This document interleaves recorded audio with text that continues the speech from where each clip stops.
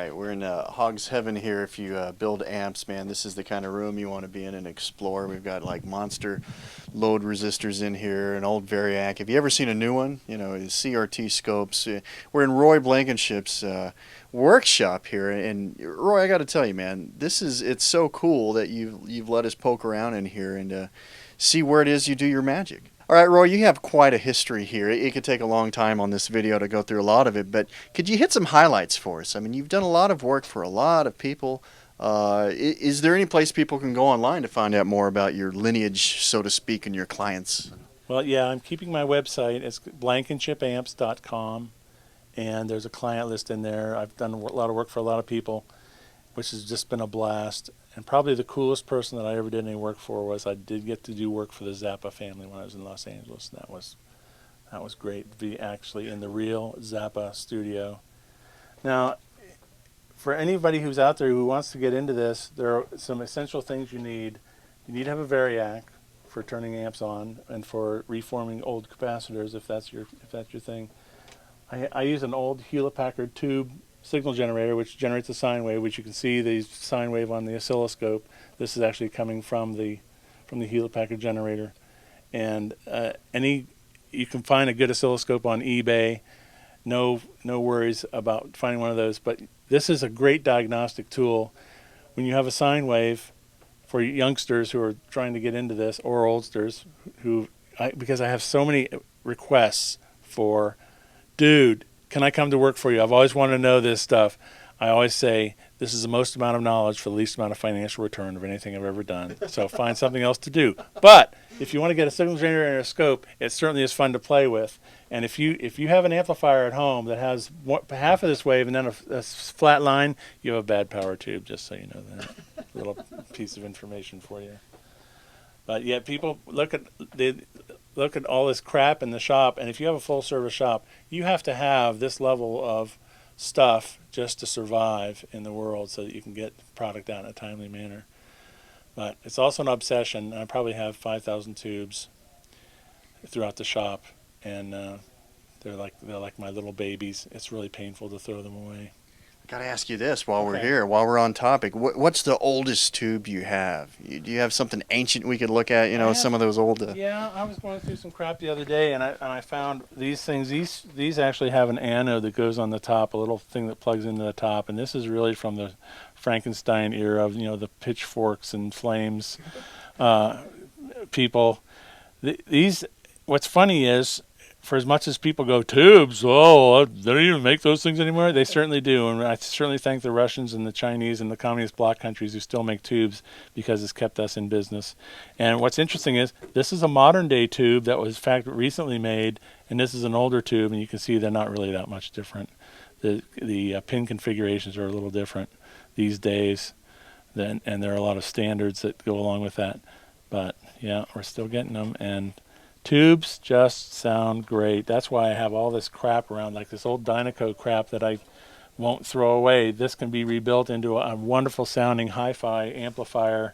Some of this stuff was some of the most famous stuff in its day, the old Dynaco stuff. And now it's just, it used to be you could buy these things for $10 and $20, and now they're $200 and $300 on eBay. Okay, so the process of amp building, it was like Jeff was saying earlier, everything is built by hand. Everything starts with raw materials. So when I start to build an amplifier, this is the basic raw board. These are called turrets. We also use eyelets, which are essentially a little metal ring with a hole in it that you attach the components to. So the first thing you do is you take the raw board and you populate it, which you can see that I've started to populate this board. This particular product is called the leads. And this also illustrates what I was saying earlier about a recipe. There are certain components that I use, certain types of components, and certain values, and I usually alter the values from traditional values. That seems to work better for me, and the final result of the product. I mean, virtually everybody who fires up one of my amps gets that look on their face, and it's all a recipe. Everything works well together, and like I was saying earlier, you can use a certain kind of resistor. These are resistors. These are capacitors. You can use a certain type of capacitor. Like for this particular product, I use one brand. For the Fat Boy and Fat Boy Supreme Sour Cream, I use another brand that works better with that circuit. A lot of people, I think, are thinking, oh, well, you got to use this kind of capacitor, or these capacitors are the best one. But I learned something when I was a hi-fi rep, that some of these things are system dependent. Like when I was a hi-fi rep, a lot of people will go after a certain kind of interconnect. But I realized after a while, it's how the components interact with each other that is the important thing and the final result. And I use exclusively mercury transformers because I found them to have the best articulation and the most revealing of any of the products I've found. They have a certain life to them. And most experienced players, when they fire up one of my amps, they just give me that look like, oh my gosh, there's that sound I've been looking for in my head. All right, so here we are, rare opportunity, one of the masters, if you will, hand wiring an amp. We get to watch you do it in action here. Okay, yeah, this is just what we call populating the board, and generally speaking, you load up a bunch of components and then you go through with a soldering iron and apply adequate amounts of solder to make sure that everything is going to be trouble-free in the process. The shipping of amplifiers is another critical aspect, and one of the best things I ever did for my own company was to go to a real shipping products company and get custom-made boxes with custom-made foam so that everything fit together. And after I did that, I had no damage. So all of you young boutique aficionados out there you go. That's like one of the best things you can do, is to make sure that you have adequate packing for the drop kick style of shipping that we're experiencing these days. Back here we have some things that are in progress. This is in fact the Fat Boy Supreme Sour Cream. This board is already completed, and you can see that it has components on this side, and then there are also components that come on this side. Generally speaking, when you're building a boutique amp, you want everything to look nice, neat, and clean, and then on the back you have things that run this direction, where you have this thing running this direction on the front of the board. Eyelets, turrets, pros and cons? The eyelets are a little easier to build. The turrets, some people want to, when they build a turret, they want to build, and here's one. They actually have the wires coming from underneath, which is kind of a neat look, but it's a little difficult to service. The eyelets make it a little easier to service, but you still get kind of a basic neat look. Yeah.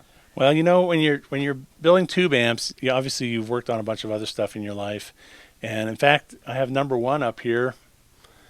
This is the first amp that I built as far as a production type of amplifier. I mean, there were a whole bunch of other little things that you kind of put together just for grins, but this was actually something that was commissioned, and it went through 3 different guys, and I thought, this looks like it's turning into something. I think I better get it back. So I got it back from the guy who had it, and I'm glad I did now. But you know, I have a bunch of other tube crap here. I probably have about 5,000 tubes in the room. Like here's an old Dynaco. Here's an old Ampeg Gemini. This is a Marshall Major Plexi. This amp belongs to a friend of mine who's a tech for a major group. It's an old Sears Silvertone.